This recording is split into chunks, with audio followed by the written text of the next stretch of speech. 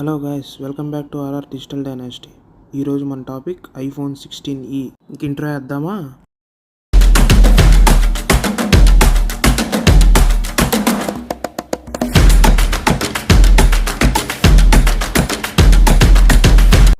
Apple అఫీషియల్గా మనకి iPhone 16e launch చేసిన విషయం తెలిసిందే.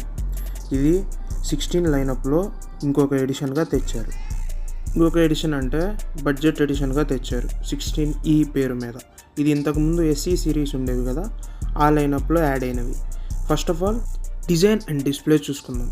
6.1 inch super retina XDR OLED 2532x1170 pixels at 460 ppiతో 800 nits అట్ ఇండోర్ బ్రైట్నెస్ అంటే టైపికల్ బ్రైట్నెస్ అండ్ 1200 nits ఏమన్నా పీక్ బ్రైట్నెస్ అంటే ఎండలోకి వెళ్ళినప్పుడు 1200 nits పీక్ బ్రైట్నెస్ చూపిస్తుంది అనమాట. యాపిల్ కంపెనీకి అవుట్డోర్లో ఈ బ్రైట్నెస్ సరిపోదు, ఎందుకంటే అది హీట్ వచ్చేటప్పుడు బ్రైట్నెస్ని తగ్గించుకుంటూ ఉంటుందన్నమాట మనం అవుట్డోర్లో యూస్ చేసేటప్పుడు. సో పీక్ బ్రైట్నెస్ దగ్గర ఫస్ట్ మైనస్ పాయింట్ అనే చెప్పుకోవాలి. ఇఫ్ యూ కంపేర్ టు 16 ఇక్కడ చూసుకుంటే మనం 1000 nits ఏమన్నా టైపికల్ బ్రైట్నెస్ ఉంది and 1600 nits HDR peak brightness ఏమన్నా 2000 nits ఉందన్నమాట బయట అవుట్డోర్ విజిబిలిటీలో. సో కంపారిజన్లో చూసుకుంటే ఇందులో 16eలో 1200 nits పీక్ బ్రైట్నెస్ ఉంటే ఇందులో 1600 nits కాకుండా ప్లస్ 2000 nits ఏమన్నా పీక్ బ్రైట్నెస్లో ఉంది. HDR ఏమన్నా 1600 ఉంది. సో ఆ డిఫరెన్స్ మనకి నోటీసబుల్గా అవుట్డోర్లో కనిపిస్తూ ఉంటుందన్నమాట.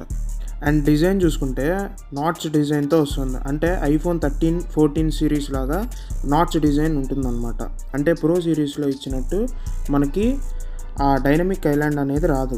అండ్ కలర్స్ వచ్చేసి బ్లాక్ అండ్ వైట్లో అవైలబుల్గా ఉన్నాయి. ఇంతకుముందు చూసుకుంటే మనకి చాలా కలర్స్ వచ్చేవి SE వేరియంట్స్లో, ఇప్పుడు అవన్నీ లేవు. పర్ఫార్మెన్స్కి వచ్చేసరికి A18 chip with 6 core CPU and 4 core GPU అనమాట. అంటే ఇక్కడ కూడా ఒక కోర్ తగ్గించాడు. 16లో 5 core GPU ఉంది, కానీ 16eలో 4 core GPU మాత్రమే ఉంది. And next RAM and storage టైప్స్కి వచ్చేసరికి 8GB RAM 128GB or 8GB RAM 256GB or 8GB RAM 512GB 3 వేరియంట్స్లో వస్తుంది. అండ్ ఇది C1 మోడెమ్ అనే ఒక చిప్తో వస్తుంది. ఈ చిప్ సిగ్నల్ లెంత్ని కొంచెం పెంచడానికి యూజ్ అవుతుందన్నమాట. సిగ్నల్ డ్రాప్స్ ఊరికే ఫ్రీక్వెంట్గా లేకుండా ఉంటుంది. ఇంకా కెమెరా చూసుకుందాం. Rear camera 48 megapixel single camera. ఇది మనం 60,000 రూపాయలు పెడితే మనకు వచ్చే కెమెరా సింగిల్ కెమెరా.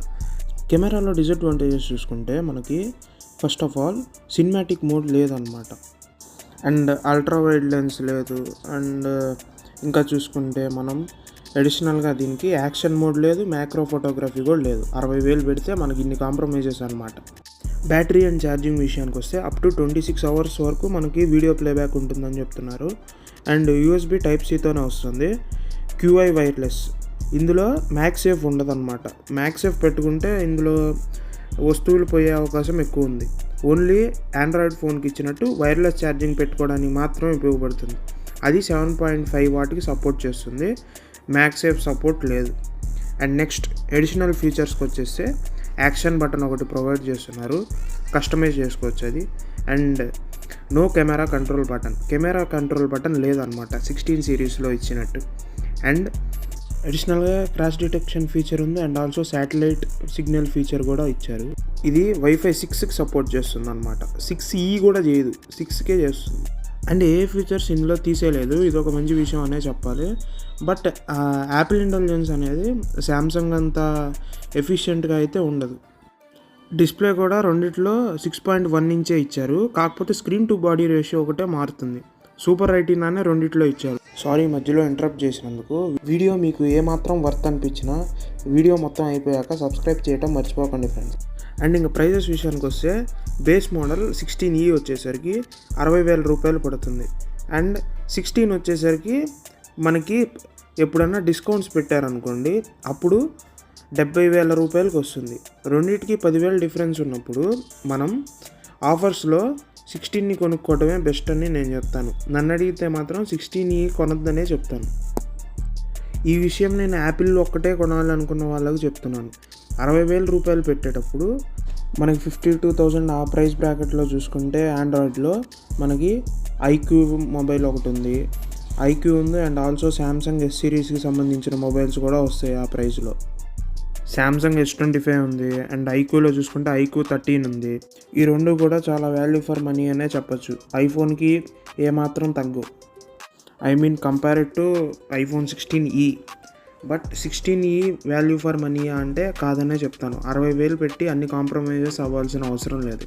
అండ్ దానికన్నా మనకి iPhone 16 ఇంకా బెటర్ ఆప్షన్ అవుతుంది. అంత పెట్టినప్పుడు ఇంకో 10,000 రూపాయలు యాడ్ చేసుకొని కొనుక్కోవడమే మంచిది. అండ్ ఇది ఫ్రెండ్స్ ఓవరాల్గా నా ఓవర్ వ్యూ అండ్ కంపారిజన్. మీకు కనుక ఈ వీడియో నచ్చినట్టయితే లైక్ చేసి, షేర్ చేసి, సబ్స్క్రైబ్ చేసుకోవటం మాత్రం మర్చిపోకండి. నెక్స్ట్ వీడియోలో కలుసుకుందాం. అంతవరకు టేక్ కేర్, బాయ్ ఫ్రెండ్స్.